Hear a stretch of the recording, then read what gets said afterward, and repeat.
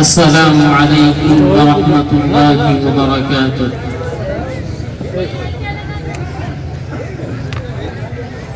الحمد للہ وکفى وسلام علی عباده الذین اصطفى، اما بعد، اعوذ باللہ من الشیطان الرجیم، بسم اللہ الرحمن الرحیم، کل نفس ذائقۃ الموت وإنما توفون أجوركم يوم القيامة فمن زحزح عن النار وأدخل الجنة فقد فاز وما الحياة الدنيا إلا متاع الغرور۔ صدق الله العظيم۔ عن أبي سعيد الخدري رضي الله عنه قال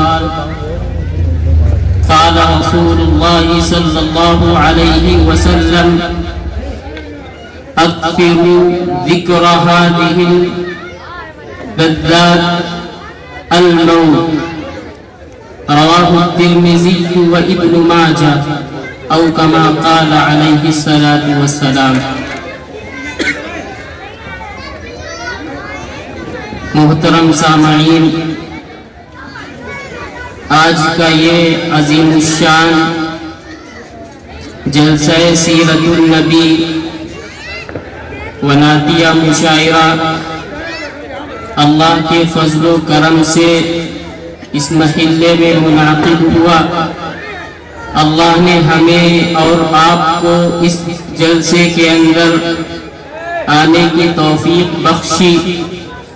اب اللہ سے یہی دعا ہے کہ اللہ ہم سب کو اس جلسے عام سے، اس اجلاس عام میں ملنے والی ہر پیغام پر عمل کرنے کی توفیق مرحمت فرمائے، اور اس جلسے کو کروانے میں جن حضرات نے جس طرح بھی معاونت کی، اللہ ان سب کو جزائے خیر عطا فرمائے۔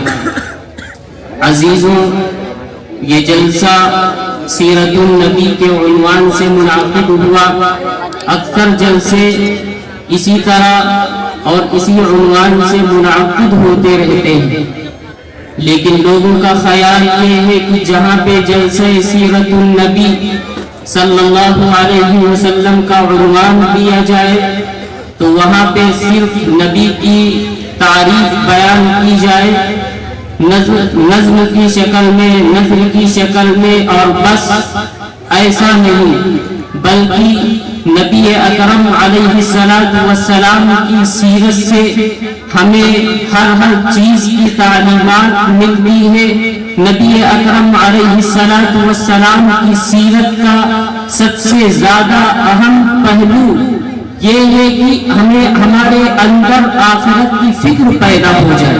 نبی اکرم علیہ السلام کی حدیث جو میں نے خطبے میں پڑھی، اللہ کے نبی صلی اللہ علیہ وسلم ارشاد فرماتے ہیں اکثروا ذکر هذه اللذات الموت، یعنی موت کو کثرت کے ساتھ یاد کیا کرو۔ اللہ کے نبی صلی اللہ علیہ وسلم جو پیغام ہم لوگوں تک پہنچائے، جو باتیں ہم لوگوں کے سامنے بیان کی، ان تمام باتوں کا خلاصہ، ان تمام باتوں کا نتیجہ یہ ہے کہ ہماری آخرت سنور جائے۔ اللہ نے جس مقصد کے لیے ہمیں آپ کو اس دنیا کے اندر بھیجا، صرف اور صرف مقصد یہ ہے کہ قبر کے اندر ہونے والے جو 3 سوالات ہیں، اسی طریقے سے میدان محشر میں ہونے والے جو 5 سوالات ہیں، ان کی تیاری کرنے کے لیے اللہ نے ہمیں آپ کو اس دنیا کے اندر 40 سال، 50 سال، 60 سال، 70 سال کی عمر دے کر بھیجا ہے، صرف اور صرف ان امتحانات کے اندر پاس ہونے کے لیے۔ اور ایسا بھی نہیں جیسے دنیا کے اندر مدرسوں میں اسکولوں میں جو امتحان ہوتے ہیں ان کے سوال پہلے سے بتائے نہیں جاتے، لیکن یہ اللہ کا ذات کا، اللہ کا قانون ہے کہ اللہ نے ان تمام سوالوں کو اسی طریقے سے ان کے جوابات کو بھی کلیئر کر دیا، واضح کر دیا۔ قبر کے اندر جب انسان جائے گا، سب سے پہلا جو اس سے سوال ہوگا اس کا جواب یہ ہے، من ربک، تیرا دین کیا ہے، تیرا رب کون ہے، رب کے بارے میں پوچھا جائے گا، اس کا جواب بھی بتا دیا گیا۔ دوسرا سوال کیا جائے گا کہ تیرا دین کیا ہے، اس کا جواب بھی بتا دیا گیا۔ تیسرا سوال نبی اکرم علیہ السلام کے بارے میں پوچھا جائے گا، اس کا بھی جواب دے دیا گیا۔ اسی طریقے سے میدان محشر والے دن جب 5 سوالات کیے جائیں گے، 5 سوالات کیے جائیں گے، لا تزول قدم ابن آدم حتی یسأل عن 5، ان 5 سوالوں کے جوابات بتا دیے گئے۔ پہلا سوال یہ کیا جائے گا، دوسرا سوال یہ کیا جائے گا، تیسرا سوال یہ ہوگا، 5واں سوال یہ ہوگا۔ اس کی تیاری آپ کو کس طرح کرنی ہے، ایک ایک چیز کو نبی اکرم علیہ السلام نے کلیئر کر دی ہے، ایک ایک چیز کو واضح انداز میں بیان کر دی۔ تو عقل مند تو وہی ہے کہ جو ان قبر کے اندر ہونے والے 3 سوالات کی تیاری کرے اور اسی طریقے سے میدان محشر میں ہونے والے 5 سوالات کی مکمل تیاری کر کے جائے۔ ادنا سی عقل بھی اس کے لیے کافی تھی، لیکن اللہ نے اسی پر بس نہیں کیا بلکہ اپنے نبی کو بھیج دیا۔ وہ نبی، اس نبی نے ہم کو ایک ایک چیز کی تعلیم دی، ہمیں نماز کا حکم دیا، ہمیں روزے کا حکم دیا، قرآن کریم پڑھنے کا حکم دیا، تمام کی تمام عبادات کا حکم دیا۔ ان عبادات کا خلاصہ، ان عبادات کا نتیجہ یہی ہے کہ اللہ نے جس مقصد کے لیے ہمیں آپ کو اس دنیا کے اندر بھیجا ہے، اس مقصد کے اندر ہم کامیاب ہو جائیں۔ بس یہی مقصد ہے، یہی سیرت النبی کے پروگرام سے یہی آپ کو پیغام دیا جاتا ہے۔ خالی نبی کی شان میں نعت پڑھ لینا، خالی نبی کی تعریف کر دینا، بس یہی سیرت ہے؟ نہیں، بلکہ اللہ تبارک و تعالیٰ نے اللہ کے نبی صلی اللہ علیہ وسلم کے ذریعے سے جن جن چیزوں کی تعلیم دی ہے، ان تمام کی تمام باتوں کے اوپر عمل کرنا، یہ ہے نبی کی سیرت۔ نعت 2 طرح کی ہوتی ہے، ایک کی نعت قولی ہوتی ہے، جیسا کہ شعراء حضرات پڑھتے ہیں، نبی کی تعریف بیان کر دیتے ہیں، لیکن ایک قسم ہوتی ہے نعت کی جس کو نعت فعلی کہا جاتا ہے۔ وہ ہمارے فعل سے ظاہر ہو، ہمارے لباس سے پتہ چل رہا ہو کہ ہاں یہ اللہ کے نبی کا امتی ہے، یہ نبی کی سنتوں کے اوپر عمل کرنے والا ہے، یہ نبی سے محبت کرنے والا ہے، یہ ہمارے کردار سے، ہمارے اخلاق سے ظاہر ہونا چاہیے، تبھی یہی نبی اکرم علیہ السلام کی سیرت ہے۔ تو اللہ کے نبی صلی اللہ علیہ وسلم ہر موقع پہ اپنے امتیوں کو اس بات کی تعلیم دے کر گئے ہیں کہ کبھی بھی خوشی کا موقع ہو، غم کا موقع ہو، کوئی بھی موقع ہو، اپنے اللہ کو اور اپنی آخرت کو نہیں بھولنا۔ بس اسی تیاری کے لیے اللہ نے ہمیں آپ کو اس دنیا کے اندر بھیج دیا اور ہمارے ساتھ نگراں فرشتوں کو بھی بھیج دیا۔ ہم خالی یہ خیال کر لیں کہ ہم دنیا کے اندر جو کچھ کریں گے بس یہ دنیا تک محدود ہے۔ اگر دنیا تک محدود ہوتا تب تو کوئی مسئلہ نہیں تھا، مسئلہ تو آخرت کا ہے کہ جب اللہ ہم سے پوچھے گا، یہ جو کرام الکاتبین یعلمون ما تفعلون، اللہ نے جو فرشتوں کو متعین کر دیا ہے، ان کا کام ایک دائیں جانب ہماری ایک ایک چیز کو ریکارڈ کر رہے ہیں۔ ہمارے سامنے ایک کیمرہ چل رہا ہے، ہمیں پتا ہے کہ ہماری ایک ایک بات ریکارڈ کی جا رہی ہے۔ کیا میری مجال ہے کہ میں کسی کے خلاف یہاں پہ بات کر سکوں؟ کیا یہاں پہ جتنے حضرات بیٹھے ہیں کسی کی مجال ہے کہ وہ کسی کے خلاف بات کر سکے؟ نہیں کر سکتے ہیں، کیونکہ ان کو پتا ہے کہ ان کے سامنے ایک کیمرے چل رہے ہیں، ان کو پتا ہے کہ ان کی ایک ایک بات محفوظ کی جا رہی ہے۔ تو اگر یہی خیال ہمارا آپ کا اللہ کے بارے میں ہو جائے کہ اللہ نے جو فرشتوں کو متعین کیا ہے ان فرشتوں کے قلم چل رہے ہیں، بندے نے سبحان اللہ پڑھا، فرشتے نے لکھ لیا، بندے نے الحمدللہ پڑھا، فرشتے نے لکھ لیا، بندے نے نماز پڑھی، فرشتے نے لکھ لیا، بندی نے قرآن کریم کی تلاوت کی، فرشتے نے لکھ لیا۔ الغرض ہر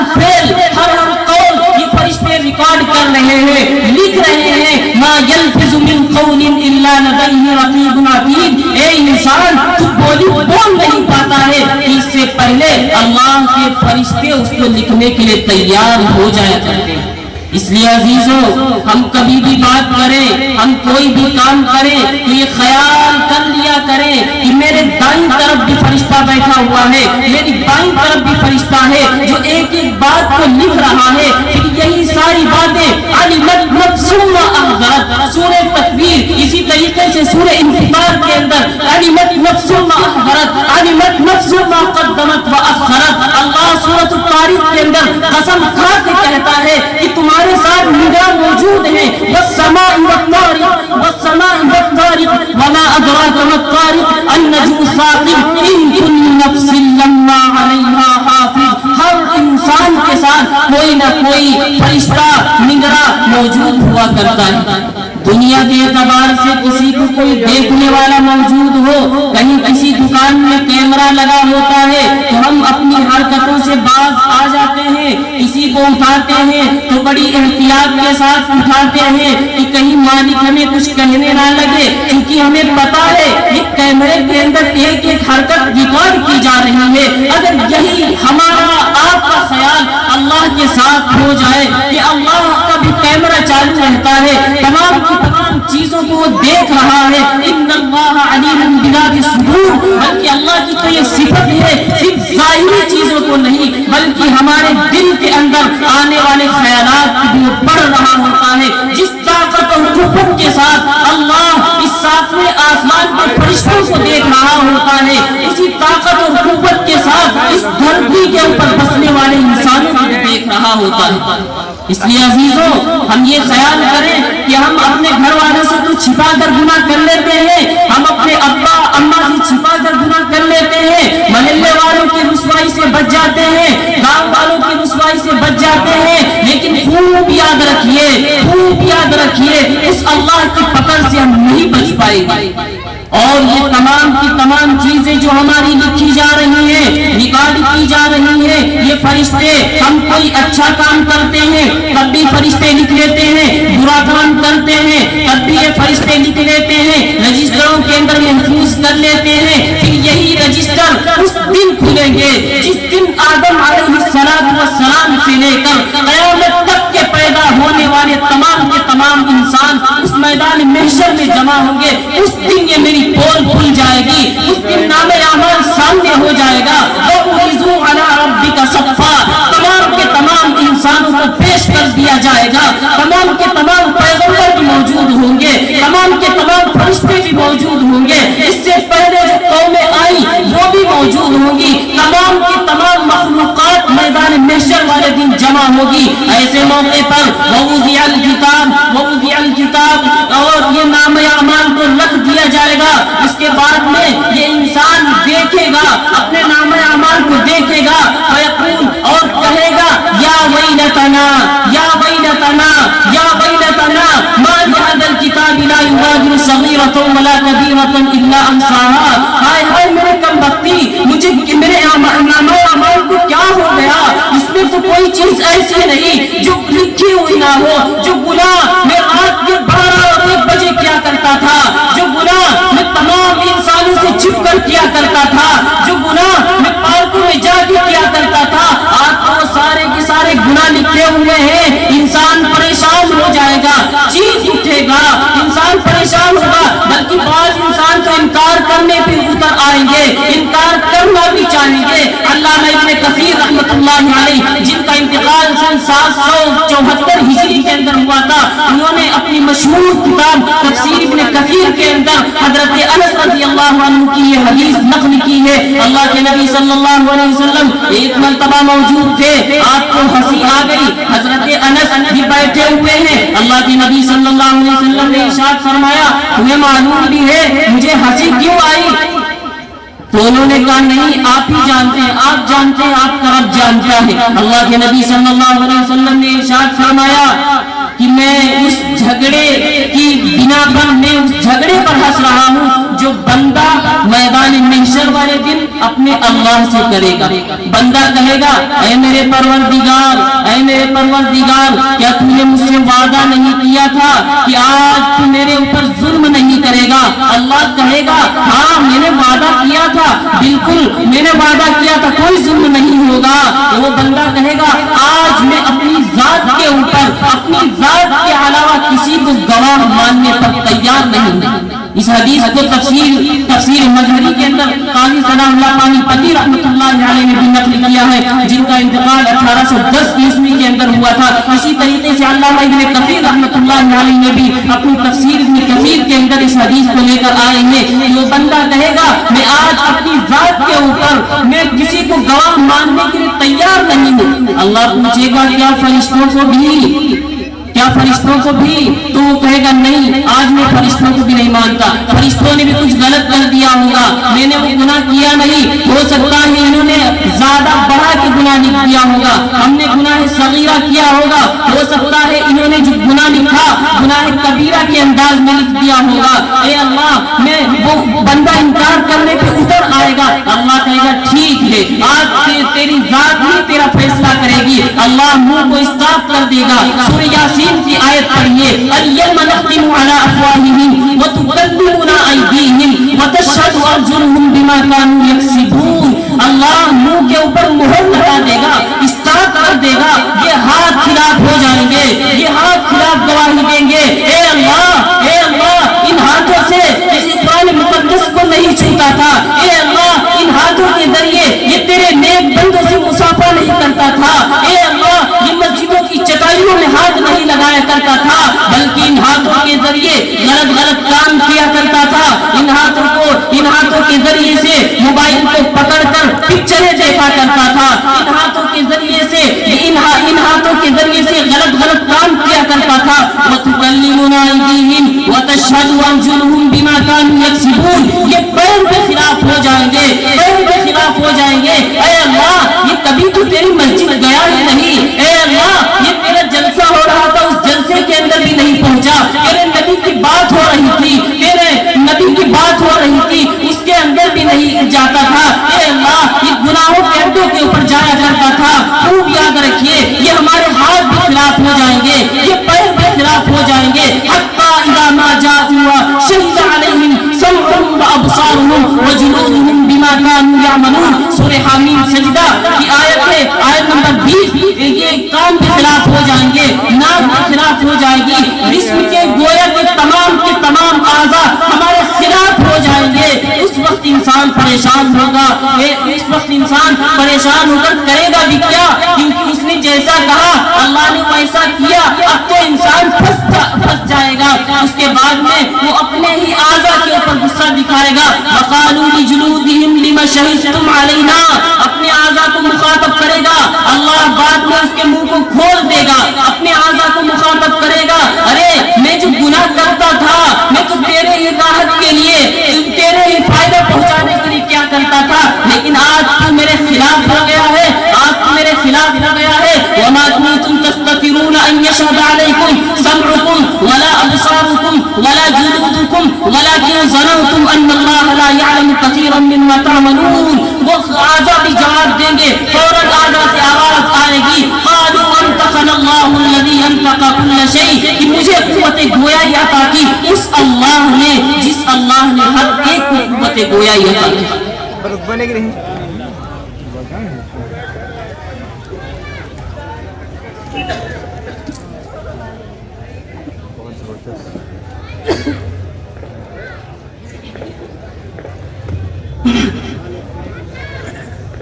اعضاء سے آواز آئے گی، قالوا انطقنا الله الذي انطق كل شيء، کہ ہمیں قوت گویائی عطا کی اس اللہ نے جس نے ہر ایک کو قوت گویائی عطا کی۔ اس کے بعد میں اعضاء کہیں گے، وما كنتم تستترون ان يشهد عليكم سمعكم ولا ابصاركم ولا جلودكم ولكن ظننتم ان الله لا يعلم كثيرا مما تعملون، کہ تم تو گناہ اس لیے کرتے تھے یہ سوچ کر یہ خیال کر کے گناہ کرتے تھے کہ اللہ بہت ساری باتوں کو نہیں دیکھ رہا ہے، اللہ بہت ساری باتوں کو نہیں جانتا ہے۔ وَلَكِنْ ظَنَنْتُمْ أَنَّ اللَّهَ لَا يَعْلَمُ كَثِيرًا مِّمَّا تَعْمَلُونَ، اسی گمان نے تمہیں برباد کر کے رکھ دیا ہے۔ تم نے خیال کیا تھا اللہ نہیں دیکھ رہا ہے، حالانکہ میرے اللہ کی تو یہ صفت ہے، لا تأخذہ سنۃ ولا نوم، اللہ کو نیند کی تو دور کی بات ہے، اونگ تک نہیں آتی۔ ایک مرتبہ کالی رات تھی، ابو جہل آ گیا، کہا اے محمد کیا اس کالی رات میں بھی تیرا اللہ دیکھ رہا ہے؟ میرے محبوب خاموش ہو گئے۔ فوراً اللہ نے حضرت جبرائیل کو بھیج دیا کہ جاؤ میرے محبوب سے بتاؤ جا کے یہ اپنے ابو جہل کو یہ جواب دیں۔ اللہ کے نبی صلی اللہ علیہ وسلم نے کہا اے میرے چچا جان، کالی رات ہو، کالا پہاڑ ہو، اس کالے پہاڑ کے اوپر جو کالی چونٹی چلتی ہے، اللہ اس چونٹی کی آواز نہیں بلکہ اس کے چلنے کی وجہ سے جو باریک باریک نشان پڑ جاتا ہے، میرا اللہ اس سے بھی واقف ہے۔ ان اللہ علیم بذات الصدور، اے انسان کو بچ کے کہاں گناہ کرے کہ اللہ نہ دیکھ رہا ہو، کوئی ایسی جگہ مل ہی نہیں سکتی۔ جب ہمیں پتا چل گیا کہ کوئی ایسی جگہ نہیں تو عقل مند بھی اسی میں ہے کہ ہم گناہوں سے باز آ جائے، ہم گناہوں کو ترک کر دیں، ورنہ یاد رکھیے قرآن کریم نے پورے نقشے کو کھینچ کے بتا دیا ہے کہ تمہارے منہ کو بھی صاف کر دیا جائے گا، یہ اعضاء بھی خلاف ہو جائیں گے، پھر کیا ہوگا؟ وَهُمْ يَسْتَرِخُونَ فِيهَا رَبَّنَا رَبَّنَا رَبَّنَا أَخْرِجْنَا نَعْمَلْ صَالِحًا غَيْرَ الَّذِي كُنَّا نَعْمَلُ، یہ انسان پریشان ہوگا، چیخے گا، کہے گا اے اللہ، اے میرے پروردگار، ایک دوبارہ دنیا میں بھیج دیجئے، اب تو میری پوری زندگی تیری رضا میں بسر ہوگی، اب تو میرا ایک ایک لمحہ اے میرے پروردگار عالم، اب تو میرا ایک ایک لمحہ تیرے اور تیرے نبی کی سنت کے مطابق گزرے گا۔ لیکن اس وقت کیا کہا جائے گا؟ قَالَ اخْسَئُوا فِيهَا وَلَا تُكَلِّمُونَ، قَالَ اخْسَئُوا فِيهَا وَلَا تُكَلِّمُونَ، آواز آ جائے گی اسی میں پڑے رہو، اب تمہاری ایک بات بھی نہیں سنی جائے گی، وَلَا تُكَلِّمُونَ، بند آواز بھی، اس کے بعد میں اس سے کوئی بات چیت بھی نہیں کی جائے گی۔ اب ذرا غور کریں، جب اللہ نے تمام چیزوں کو واضح کر دیا، تمام چیزوں کو کلیئر کر دیا ہے، تو عقل مندی اسی میں ہے کہ ہم اپنے آپ کو گناہوں سے بچائیں، ہم اپنے آپ کو اللہ اور اس کے رسول صلی اللہ علیہ وسلم کی سنت کے مطابق اپنی زندگی کو ڈھالیں۔ اللہ کے نبی صلی اللہ علیہ وسلم نے جن جن کاموں کو کرنے کا حکم دیا، جن جن چیزوں سے منع کیا ہے، ہم ان تمام چیزوں سے باز آ جائے، اسی میں عقل مندی ہے، ورنہ یاد رکھیے پھر آخرت کا معاملہ بڑا سخت ہونے والا ہے۔ دنیا تو کسی نہ کسی طرح کٹ جائے گی، دنیا تو ہر ایک کی کٹ رہی ہے، جو مسلمان ہیں ان کی بھی کٹ رہی ہے، جو غیر مذہب والے ہیں ان کی بھی کٹ رہی ہے، مالدار ہیں ان کی بھی دنیا کٹ رہی ہے، غریب ہے ان کی بھی دنیا کٹ رہی ہے۔ اصل زندگی تو آخرت کی ہے۔ اس لیے عزیزوں، ہم اپنی آخرت کے لیے کیا تیاری کر رہے ہیں؟ ہم کس کے بھروسے کے اوپر بیٹھے ہوئے ہیں؟ ہمیں کس کے اوپر بڑا ناز ہے کہ ہم میری کون سی عبادتیں ہیں جس کی وجہ سے ہم بڑے سکون سے بیٹھے رہتے ہیں؟ ہمیں اپنی عبادتوں کے اوپر گھمنڈ ہے۔ یاد رکھیے اگر ہماری صرف اور صرف نماز کی اچھے سے چیکنگ کر لی جائے تو اسی میں انسان پھنس جائے گا۔ اب ذرا غور کریں کہ ہم کس کے بھروسے پہ بیٹھے ہوئے ہیں۔ ہم صحابہ کرام کی تاریخ کو پڑھیں، اپنے اکابرین کی تاریخ کو پڑھیں کہ وہ سب کچھ کرتے تھے، سارے کے سارے اعمال کرتے تھے، اس کے باوجود وہ ڈرتے رہتے تھے آخرت سے، میدان محشر والے دن کیا عذاب ہوگا، اس عذاب سے پناہ مانگتے تھے۔ اللہ نے سورۃ الاحزاب کے اندر جب 13 اوصاف بیان کیے ہیں جو اللہ کے مخصوص بندے ہوتے ہیں، جو اللہ کے خاص بندے ہیں، ان کے 13 اوصاف بیان کیے جن کو قرآن کریم نے عباد الرحمن کے لقب سے یاد کیا ہے۔ ان کی چوتھی صفت یہ ہے والذین یقولون ربنا اصرف عنا عذاب جہنم۔ پہلی صفت تو یہ ہے کہ وہ عاجزی کے ساتھ چلتے ہیں، اسی طریقے سے وہ اللہ کے ساتھ ان کا معاملہ بھی درست رہتا ہے، لوگوں کے ساتھ ان کا معاملہ بھی درست رہتا ہے، رات کی تنہائی میں بھی گناہ سے بچتے ہیں، رات میں تنہائی میں نوافل، ان کی تنہائی جو ہے ان کی نوافل میں گزرتی ہے، ساری رات اللہ کے سامنے روتے رہتے ہیں، گڑ گڑاتے رہتے ہیں، اس کے باوجود ان کی حالت یہ ہوتی ہے والذین یقولون ربنا اصرف عنا عذاب جہنم ان عذابها کان غراما، کہ وہ اللہ کی جو خاص بندے ہیں، اللہ کے مخصوص بندے ہیں، وہ پناہ مانگتے رہتے ہیں، اے اللہ مجھے کے عذاب سے بچا لیجئے گا، اے اللہ مجھے آخرت کے عذاب سے بچا لیجئے گا۔ اس لیے عزیزوں ہم اپنی نمازوں کے اوپر فخر نہ کریں۔ آج تو ہم نماز ہی نہیں پڑھتے، فخر کرنا تو دور کی بات ہے۔ پتہ نہیں کس کے بھروسے کے اوپر جی رہے ہیں، کس خوش فہمی میں جی رہے ہیں کہ ہمیں میرا اللہ تو ارحم الراحمین ہے۔ یاد رکھیے ان بطش ربک لشدید، اللہ جیسے ارحم الراحمین ہے ایسے ہی اگر وہ پکڑنے پہ آتا ہے تو اس کی پکڑ بھی بڑی سخت ہے، پھر اس کی پکڑ سے کوئی بچ نہیں پائے گا۔ اس لیے عزیزوں اس جلسہ سیرت النبی سے آپ یہ پیغام لے کر جائیں کہ آج تک آپ کی جو زندگی گزر رہی تھی وہ گزر گئی، لیکن آئندہ کی جو زندگی بچی ہے، جتنے سال بچے ہیں، اس کے اندر ایک نیا انقلاب آنا چاہیے۔ آپ شریعت و سنت کے مطابق اب آپ کی زندگی ہونی چاہیے۔ ہم آج موت کو بالکل یاد ہی نہیں کرتے ہیں، اپنی قبر کو بھولے پڑے ہیں، جبکہ ترمذی شریف کی روایت، ابن ماجہ کی روایت، اللہ کے نبی صلی اللہ علیہ وسلم ارشاد فرماتے ہیں فَإِنَّهُ لَمْ يَأْتِ عَلَى الْقَبْرِ يَوْمٌ إِلَّا تَكَلَّمَ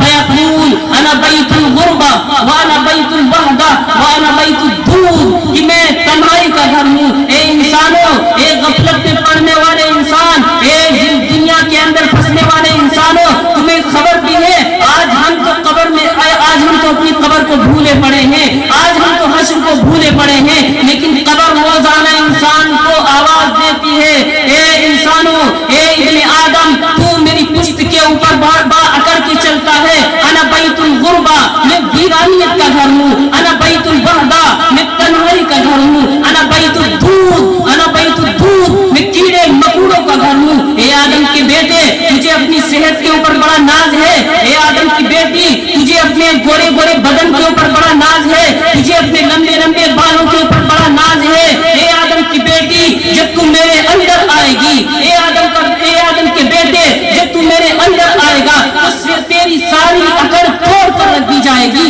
اے آدم کی بیٹی، آج تجھے جس جسم کے اوپر تجھے ناز ہے، جس جسم کو لے کر تو اتراتی رہتی ہے، اس جسم کو کھانے کے لیے قبر کے کیڑے مکوڑے منہ کھولے انتظار میں۔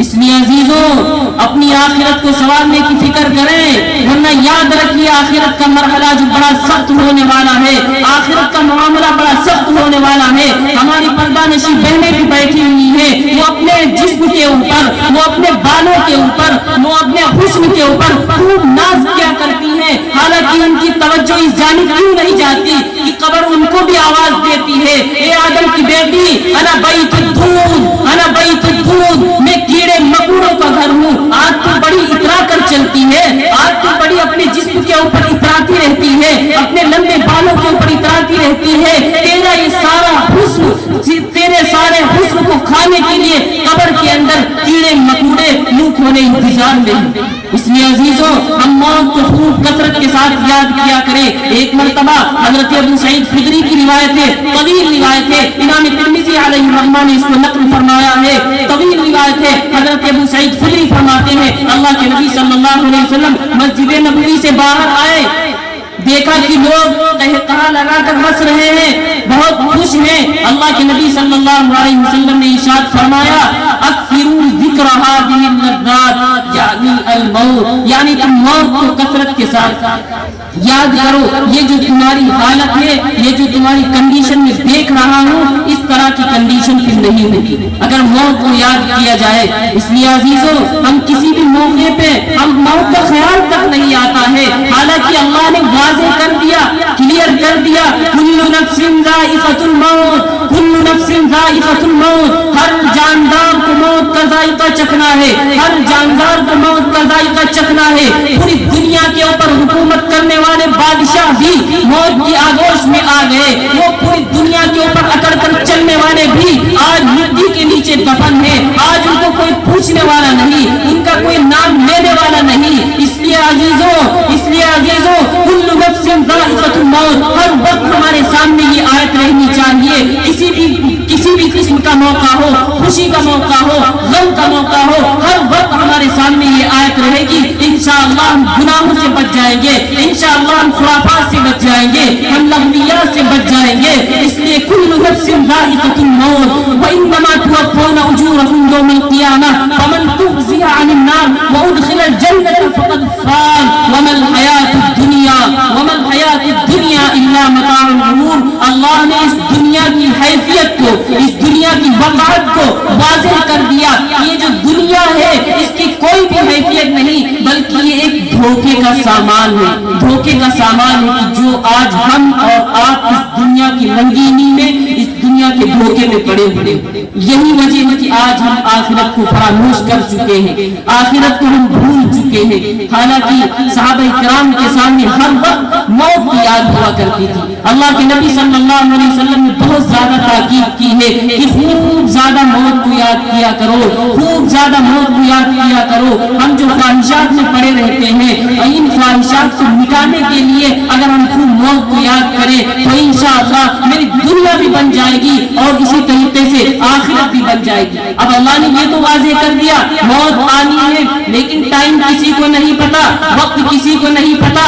لکھنؤ کے اندر رہنے والا انسان پتا نہیں اس کا انتقال کہاں سعودی میں ہوتا ہے, لکھنؤ کے اندر رہنے والا انسان پتا نہیں اس کا انتقال دہلی کے اندر ہوتا ہے. ایسا نہیں ہو سکتا کہ لکھنؤ کے اندر جو پیدا ہوا ہے اس کی قبر بھی اسی لکھنؤ کے اندر بنے گی. نہیں نہیں, اللہ نے اس کو تو بالکل واضح نہیں کیا. یہ تو کسی کو پتا ہی نہیں کہ کس وقت موت آئے گی اور کس زمین میں موت آئے گی, کہ کس وقت آئے گی اور کس موقع پہ آئے گی, کس زمین میں موت آئے گی. اس لیے ہم کو ہر وقت چوکنا رہنے کی ضرورت ہے کہ کس وقت موت آ جائے. ہم نے بالکل فراموش کر دیا ہے, ہم نے ہمارے اس خیال نے ہم کو برباد کر کے رکھ دیا ہے. ہم نے سوچ لیا کہ موت جب آئے گی سب سے پہلے تو جوانی گزر جائے گی, اس کے بعد میں بڑھاپا آئے گا, بڑھاپا آنے کے بعد بیمار ہوں گے, بیمار ہونے کے بعد ہاسپٹل میں جائیں گے, پھر کہیں موت آئے گی. خوب یاد رکھنا, آج ہم دیکھتے ہیں اپنے معاشرے کے اندر کیسے کیسے انتقال ہو رہے ہیں. ہٹا کٹا نوجوان ہے, موٹر سائیکل پہ بیٹھتا ہے, امیدیں اس کے دلوں میں ہیں, بہت ساری امیدیں لے کر اپنی موٹر سائیکل پر بیٹھتا ہے, تھوڑی دور چلتا ہے, فون آتا ہے, فلاں صاحب کا انتقال ہو گیا. آپ اس کے بھروسے پہ ہم اور آپ جی رہے ہیں. چھوٹے چھوٹے معصوم بچے, ان آنکھوں سے یہ بھی دیکھا گیا ہے کہ معصوم بچے کی میت پڑی ہوتی ہے, لاش پڑی ہوتی ہے, اس کے اوپر اس کی بوڑھی ماں آنسو بہا رہی ہوتی ہے. بہت مرتبہ ایسا بھی دیکھا گیا ہے کہ جوان بیٹی کی میت کے اوپر اس کی بوڑھی ماں آنسو بہا رہی ہوتی ہے. جوان بیٹی کی میت کے اوپر اس کا بوڑھا باپ آنسو بہا رہا ہوتا ہے. جوان بیٹے کی لاش اس کے باپ کے کندھوں کے اوپر ہوا کرتی ہے, اس کے بڑے بھائی کے کندھوں پہ ہوا کرتی ہے. عزیزوں, یہ جو اس طرح کی موتیں ہوتی ہیں یہ ہم کو ایک کھلا پیغام دے کر جاتی ہیں. اے انسان, آج اس کا انتقال ہو گیا ہے, کل تیری بھی باری آنے والی ہے. آپ دیکھیے اس نوجوان کا انتقال ہوا ہے, اس چکر میں نہ رہنا کہ موت آئے گی, بڑھاپے میں موت آئے گی, موت آئے گی جب ہم بیمار ہوں گے تبھی موت آئے گی. نہیں, اللہ نے پیدائش میں تو ترتیب رکھی ہے لیکن انتقال میں کوئی ترتیب نہیں. جوان بھی جا رہے ہیں, بچے بھی جا رہے ہیں, بوڑھے بھی جا رہے ہیں. اس لیے ہمیں یہ نہیں پتا کہ کس وقت موت آئے گی اور کس وقت آئے گی اور کس سرزمین پہ موت آئے گی. ابھی چند دن پہلے کا واقعہ, حیدرآباد کا جو قافلہ عمرہ کرنے جاتا ہے, عمرہ کرنے سے فارغ ہوا, فارغ ہونے کے بعد مدینہ المنورہ روضہ رسول کی زیارت کرنے کے لیے جا رہا ہے, مسجد نبوی کی زیارت کرنے کے لیے جا رہا ہے. عمرہ سے فارغ ہو چکا ہے اور اس کے بعد میں کیا ہوا وہ بس حادثے میں وہ جتنے بھی اس میں افراد تھے سب کے سب سب کا انتقال ہو جاتا ہے, شہید ہو جاتے ہیں. اس میں ایک یا دو بچ پائے تھے. ایک خاندان کے 17 افراد کا انتقال ہوا, شہید ہو گئے ہیں. اب ذرا غور کریں ان کے گھر والوں پہ کیا گزر رہی ہوگی. آج ہمارے گھروں پہ کسی ایک کا جنازہ ہو جاتا ہے, کسی ایک کا انتقال ہو جاتا ہے تو پورا گھر پریشان ہو جاتا ہے, پورے گھر میں سناٹا چھا جاتا ہے, پورے محلے میں سناٹا چھا جاتا ہے, پورے گاؤں میں سناٹا چھا جاتا ہے. کیا خیال ہے آپ کا ان لوگوں کے بارے میں جس کی فیملی کے 17 افراد شہید ہو چکے ہوں؟ بیک وقت ان کے بچے بھی چھوٹے چھوٹے معصوم بچے ہیں, ابھی کسی کی عمر 3 سال ہے. اس میں دیکھا گیا, پتہ چلا کہ اس بچی کی پیدائش بھی 2022 میں ہوئی تھی, وہ بھی اپنی امی کے ساتھ گئی ہوئی تھی, وہ بھی شہید ہو جاتی ہے. کسی بچے کی عمر 17 سال ہے, کسی بچے کی عمر 15 سال ہے. اب بتائیں کیا حیدرآباد میں ان کے گھر والوں پہ, ان کے محلے والوں پہ کیا گزر رہی ہوگی. کیا وہ جب گئے تھے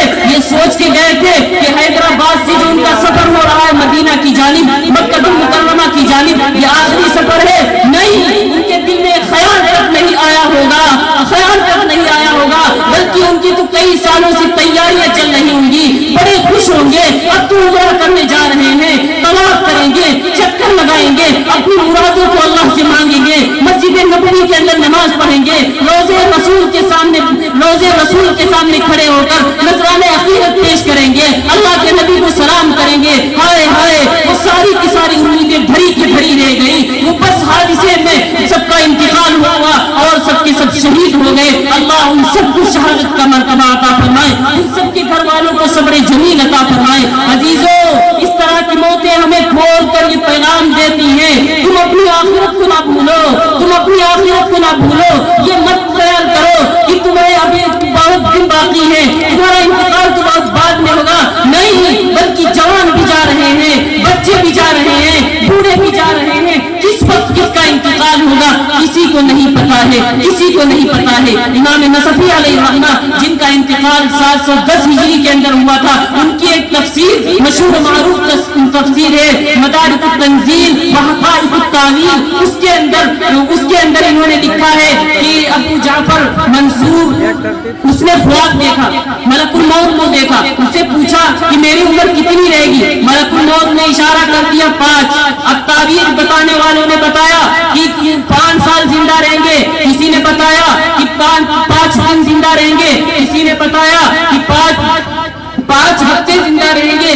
لیکن امام ابو حنیفہ علیہ الرحمہ سے جب پوچھا گیا تو امام ابو حنیفہ علیہ الرحمہ نے سورہ لقمان کی آخری آیت کی طرف اشارہ کیا، ان اللہ عنده علم الساعہ وینزل الغیث ویعلم ما فی الارحام.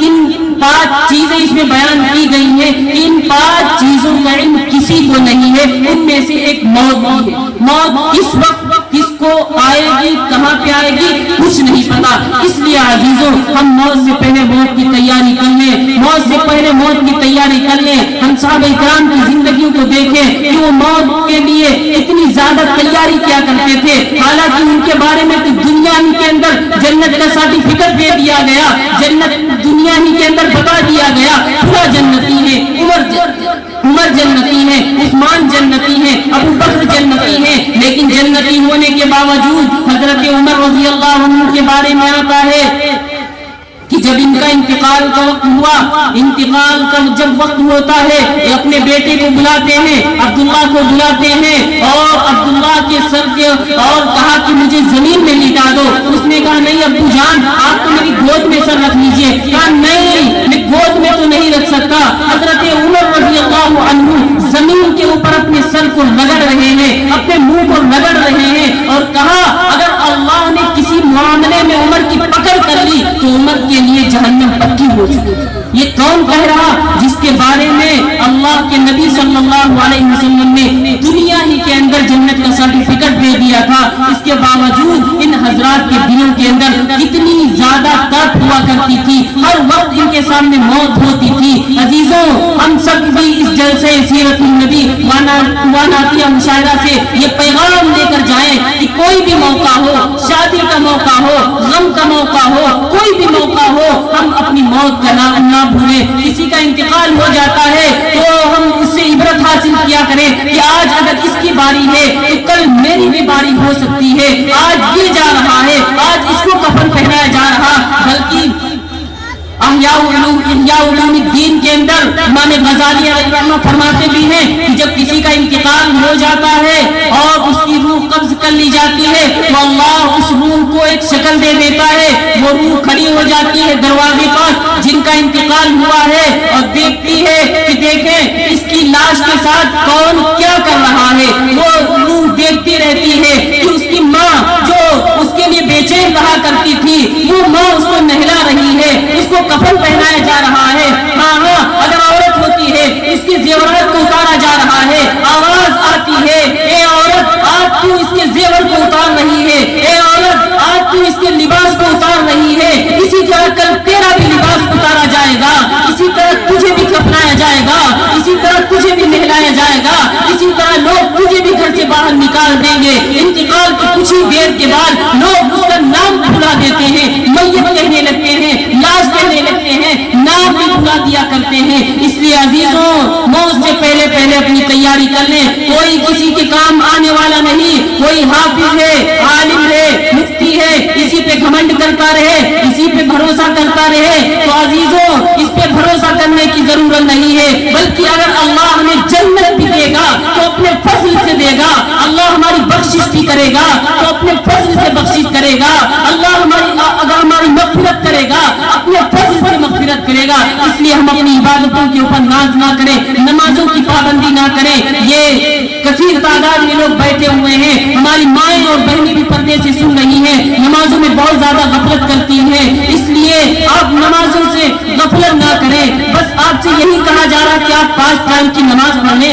آپ کو یہ نہیں کہا جا رہا پورا دن کتاب پڑھتی رہیں, بس آپ مختصر پڑھ لیں, نمازوں کی پابندی کر لیں. اللہ نے جن کاموں کو آپ کے لیے فرض کیا ہے, جن چیزوں کے بارے میں تاکید کے ساتھ حکم دیا گیا ہے, آپ ان چیزوں کو مان لیں. آپ کی دنیا بھی بن جائے گی اور آپ کی آخرت بھی بن جائے گی. تو اس جلسہ سیرت النبی سے آپ یہ پیغام لے کر جائیں گے کہ آج کی بات کی جو زندگی ہوگی اس کے اندر ایک نیا انقلاب ہوگا. آپ کے دل کے اندر ہر وقت فکر آخرت ہوگی, موت آپ کے سامنے ہوگی, دنیا کی لذتیں اور اسی طریقے سے دنیا کی رنگینیاں آپ کو غفلت میں نہیں ڈالیں گی. اللہ ہم سب کو بھی ان تمام باتوں کے اوپر عمل کرنے کی توفیق مرحمت فرمائے اور ہمیشہ ہمیشہ موت کو یاد رکھنے کی توفیق مرحمت فرمائے. آمین. وآخر دعوانا ان الحمد للہ رب العالمین. السلام علیکم ورحمۃ اللہ وبرکاتہ. ماشاء اللہ, جزاک اللہ. محترم حضرات, یہ تھے ہمارے پہلے مقرر بہت ہی معروف عالم دین حضرت مولانا مفتی رضی اللہ صاحب دامت برکاتہ العالیہ, استاد کامیہ امہات المومنین للبنات سونار گاؤں انیٹھی لائبریری سے, جو پر مقصد خطاب فرما رہے تھے. اللہ تعالیٰ آپ کو صحت تندرستی دے اور آپ کی عمر میں برکت عطا فرمائے. دوستوں, لوگوں کو جھجھوڑ کر رکھ دیا. قبر کے عذاب سے ہم بے بہرا ہو گئے, اپنی موت سے ہم بے بہرا ہو گئے, اللہ کے سامنے جواب دہ ہو گئے, اس سے بے بہرا ہو گئے. اپنے کاندھوں پر ہم کم عمر کے لوگوں کو لے کر پہنچ رہے ہیں قبرستان تک, قبروں کے گڑھوں میں ڈال رہے ہیں, اتار رہے ہیں میت کو, لیکن پھر بھی ہمارے اوپر کوئی احساس نہیں. زمین مردہ ہو گیا, ہم بے وقت ہوتے چلے جا رہے ہیں, دین سے دوری ہوتی چلی جا رہی ہے. آپ نے ہمیں جھجھوڑا ہے, آپ نے بہت ہی اصلاحی گفتگو کی. اللہ تعالیٰ آپ کو پورے ملک میں آپ کا نام روشن کرائے اور آپ اسی طریقے سے لوگوں کے اندر اسلام کی تبلیغ اور نشر و اشاعت کا کام انجام دیتے رہیں اور اسی طریقے سے بلند بھی پہنچے. آپ کے لیے ایک شعر ہے کہ قدرت کے آسمان پہ تم چاند بن کے چمکو, قدرت کے آسمان پہ تم چاند بن کے چمکو, جس گھوسلا میں جاؤ تم بھول بھول کے مہکو. اور عمل سے ہمارے اور آپ کے لیے شعر کہ عمل سے زندگی بنتی ہے, جنت بھی جہنم بھی, یہ خاکی اپنی فطرت میں نہ نوری ہے نہ ناری ہے. نہ سمجھو گے تو مٹ جاؤ گے ہندو مسلمانوں, تمہاری داستان تک بھی باقی نہ ہوگی داستانوں. آئیے دوست